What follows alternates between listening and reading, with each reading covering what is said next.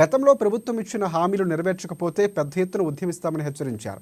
దీనిపై మరింత సమాచారాన్ని మా కరెస్పాండెంట్ మురళి అందిస్తారు.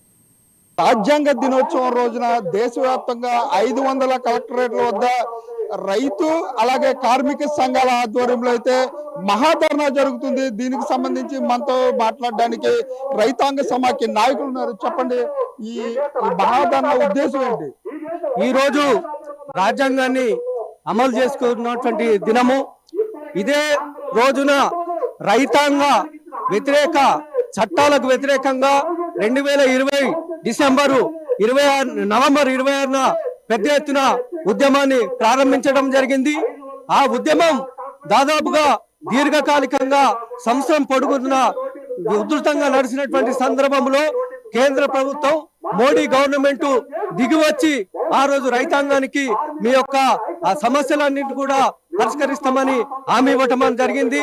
ఈ రోజు 24 సంవత్సరం వచ్చినప్పటికీ కూడా నేటి వరకు ఇచ్చినటువంటి మాటను నిలబెట్టుకొని ప్రభుత్వాన్ని నిలదీయటం కోసం ఇవాళ దేశవ్యాప్తంగా మోడీ ప్రభుత్వానికి మహా హెచ్చరిక అనేటువంటి పేరుతోటి ఈ కార్యక్రమాన్ని తీసుకోవడం జరిగింది. కార్మిక సంఘాల ద్వారా మీరు ఏ హెచ్చరిక తెలుసుకున్నారు? దేశంలో కానీ రాష్ట్రంలో కానీ ఎన్డీఏ ప్రభుత్వం నడుస్తా ఉంది.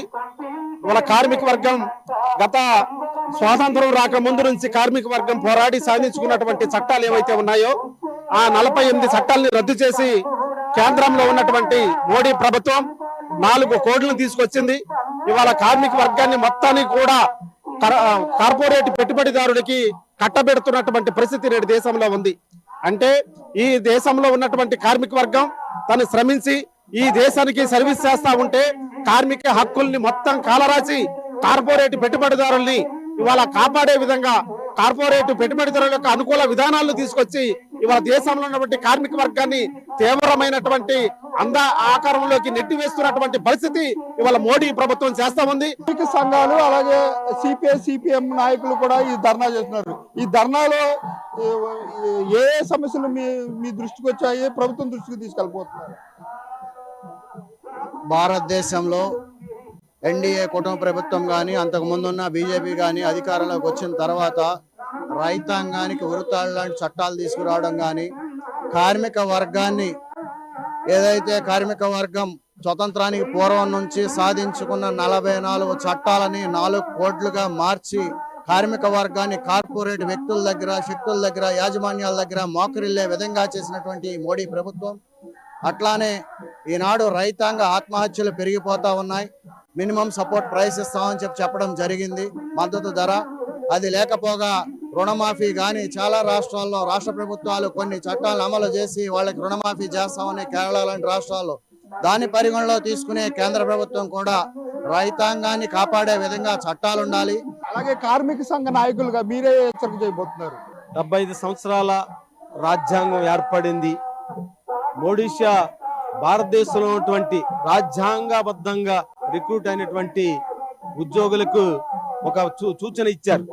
మేము తెలియజేస్తున్నాం, రాజ్యాంగం అంటే భారతదేశంలో ఉన్నటువంటి ప్రజలకు స్వేచ్ఛా స్వాతంత్రం కల్పించడం, ఉన్న హక్కులను పక్కదావు పట్టకుండా ఆ హక్కులను అమలు చేసేటటువంటి పద్ధతిలోనే ఈ రాజ్యాంగంలో ఉన్నటువంటి కొన్ని మౌలికమైనటువంటి సౌకర్యాలు సదుపాయాలు ఉన్నాయి.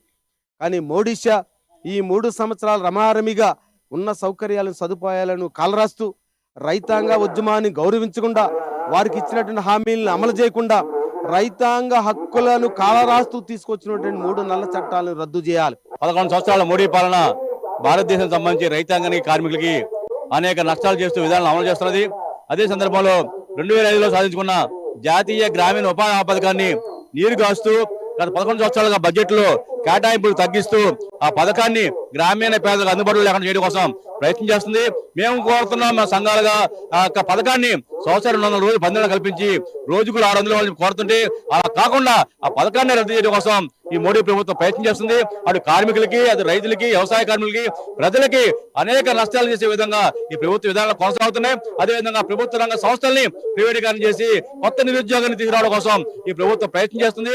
ఉన్న నిరుద్యోగ సమస్య పరిష్కారం చేసి సంవత్సరానికి 2 కోట్ల మందికి ఉద్యోగాలు ఇస్తామని చెప్పిన మోడీ ప్రభుత్వం గడిచిన 10 సంవత్సరాల కాలంలో 20 కోట్ల మందికి ఉద్యోగాలు ఉపాధి కల్పించాలి. అటువంటి పని చేయకుండా కొత్త నిరుద్యోగాన్ని తీసుకొస్తున్న ఈ మోడీ ప్రభుత్వం వ్యతిరేకంగా రానున్న కాలంలో ఉద్యోగులు, కార్మికులు, రైతులు, వ్యవసాయ కార్మికులు పెద్ద ఎత్తున ఆందోళన చేసి మోడీకి తగిన గుణపాఠం చెప్తామని హెచ్చరిక చేస్తున్నాం.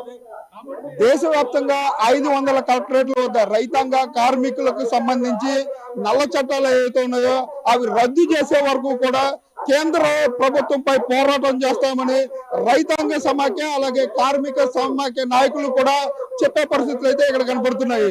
కెమెరా పర్సన్ కళ్యాణ్ తో ANN న్యూస్, ఏలూరు జిల్లా.